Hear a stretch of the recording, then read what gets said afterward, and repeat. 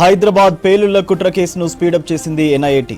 కస్టడీలో భాగంగా సిరాజ్, సమీర్లను విచారిస్తోంది. కుట్రలో వరంగల్కు చెందిన ఫరాన్ కీలకంగా వ్యవహరించినట్టు గుర్తించారు ఎన్ఐఏ అధికారులు. కర్ణాటకకు చెందిన సయుద్దీన్తోనే పలువురితో పరిచయాలు ఏర్పడ్డట్టు తెలిపాడు నిందితుడు సిరాజ్. దీంతో కేసులో సుఫియా ఉర్ సైమ్యుద్దీన్ కీలకంగా మారాడు. అతన్ని అదుపులోకి తీసుకుంటే మరిన్ని డీటెయిల్స్ తెలిసే అవకాశం ఉందని భావిస్తున్నారు. అహీం గ్రూప్కు సంబంధించిన 20 మంది ఆచూకీపై ఎంక్వైరీ చేపట్టారు. నిందితులకు ఒమన్, సౌదీ నుంచి ఆర్థిక సాయం అందినట్లు ఐడెంటిఫై చేశారు ఆఫీసర్స్.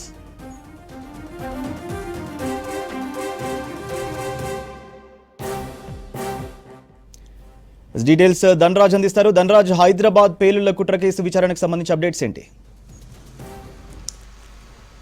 సూర్య, హైదరాబాద్, విజయనగరంలో పాటుగాను దేశవ్యాప్తంగా పెద్ద ఎత్తున మారణహోమం, బాంబు పేలుళ్ల కుట్ర కోణం సంబంధించిన వ్యవహారం పైన నేషనల్ ఇన్వెస్టిగేషన్ దర్యాప్తు కొనసాగుతూ ఉంది.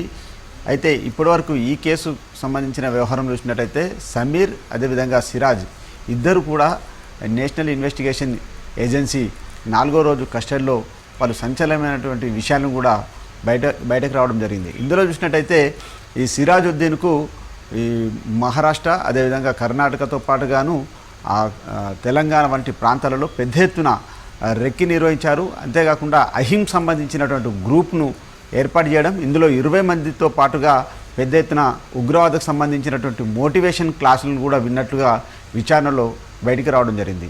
ముఖ్యంగా చూసినట్టయితే ఉత్తరప్రదేశ్ చెందినటువంటి ప్రాంతాలతో పాటుగాను అదేవిధంగా కర్ణాటక, మహారాష్ట్ర ఈ 3 ప్రాంతాలలో కూడా రెక్కి నిర్వహించారు. దాంతోపాటు హైదరాబాదు ప్రాంతాన్ని కూడా రెక్కి నిర్వహించి పెద్ద ఎత్తున బాంబు పేలుళ్ల కుట్ర కోణాన్ని కూడా నేషనల్ ఇన్వెస్టిగేషన్ ఏజెన్సీ బయట పెట్టడం జరిగింది. ఇందులో చూసినట్లయితే ప్రధానంగా సిరాజుద్దీన్ అనే వ్యక్తి చూసినట్టయితే ఈ కర్ణాటకకు చెందినటువంటి సయ్యదుద్దీన్ తోటి మాత్రం పరిచయం ఏర్పరచుకున్నాడు. ఆ తర్వాత ఉగ్రవాదకు సంబంధించినటువంటి కార్యకలాపాలకు సంబంధించినటువంటి మోటివేషన్ క్లాసులను 80 గంటల పాటుగా కఠోరకు సంబంధించినటువంటి ఇందులో మోటివేషన్ క్లాసులు ఉంటాయి, దాన్ని సుదీర్ఘంగా విన్నారు. ఆ తర్వాత చూసినట్టయితే ఆల్ హిందూ ఇస్లామిక్ ఇత్తేదుల్ ముస్లిమాంకి సంబంధించినటువంటి అహిం సంబంధించినటువంటి గ్రూప్లో 20 మంది ఏర్పడ్డారు. ఇందులో చూసినట్టయితే వరంగల్ చెందినటువంటి ఫర్హాన్ అనే వ్యక్తి కూడా ఇందులో చాలా వరకు ఈ కుట్ర కోణంలో కీలకంగా వ్యవహరించినట్టుగా తెలుస్తుంది. మరోవైపున చూసినట్టయితే ఉత్తరప్రదేశ్ చెందినటువంటి బాదర్తో కలిసి కూడా వీళ్ళు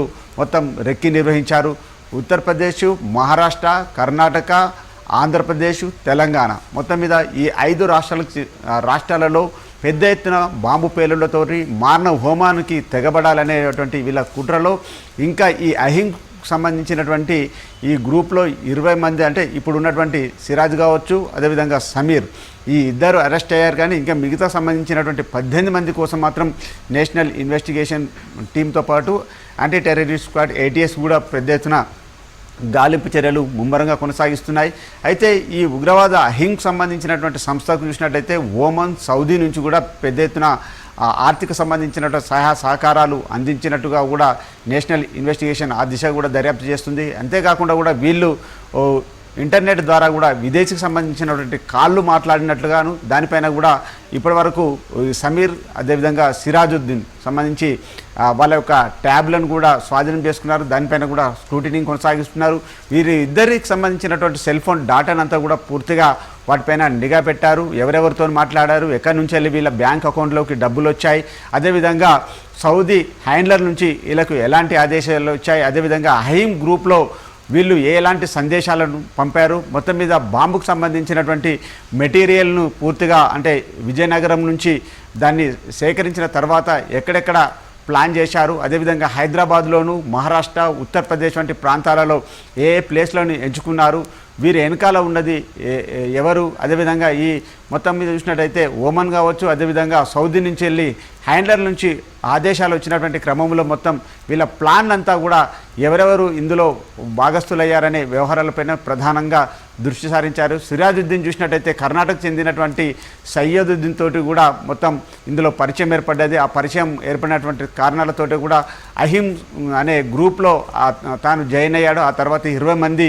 మొత్తం ఇస్లామిక్ కంట్రీ ఏర్పడాలనే ఉద్దేశంతో పెద్ద ఎత్తున ఈ అహీం అనే గ్రూప్ను ఏర్పాటు చేశారు. ఆ తర్వాత దేశవ్యాప్తంగా మారణ హోమం, బాంబు పేలుళ్లకు పాల్పడేందుకు కుట్ర చేశారు. ఆ తర్వాత చూసినట్టయితే వీళ్ళంతా కౌంటర్ ఇంటెలిజెన్స్ అటాక్ తోటి కూడా వీళ్ళ కుట్ర భగ్నమైంది. ఆ తర్వాత చూసినట్టయితే మొత్తం వీళ్ళ నెట్వర్క్ ఏకి సంబంధించినటువంటి ఉగ్రవాద వాటితోటి లింకులు ఉన్నాయి. అదేవిధంగా వీరికి ఆర్థిక మూలాలు ఎవరెవరు ఉన్నారు దీని వెనకాల అనే విషయాలపైన ప్రధానంగా నేషనల్ ఇన్వెస్టిగేషన్ ఏజెన్సీ 4వ రోజులో విచారణలో కీలకమైనటువంటి విషయాలను కూడా రాబట్టగలిగింది. అంతేకాకుండా ఈ వరంగల్కి చెందినటువంటి ఫర్హాన్ కోసం కూడా మొత్తం వేట ముమ్మరం చేశారు. మరోవైపు చూసినట్టయితే ఉత్తరప్రదేశ్ చెందినటువంటి బాదర్తో కావచ్చు, అదేవిధంగా యూపీకి చెందినటువంటి వ్యక్తులు ఇందులో ప్రధాన పాత్ర పోషించినట్టుగా తెలుస్తూ ఉంది.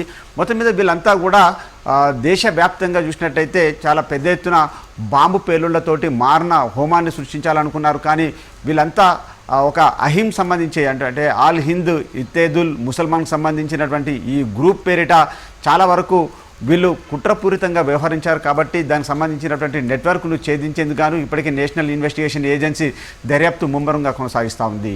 సూర్య.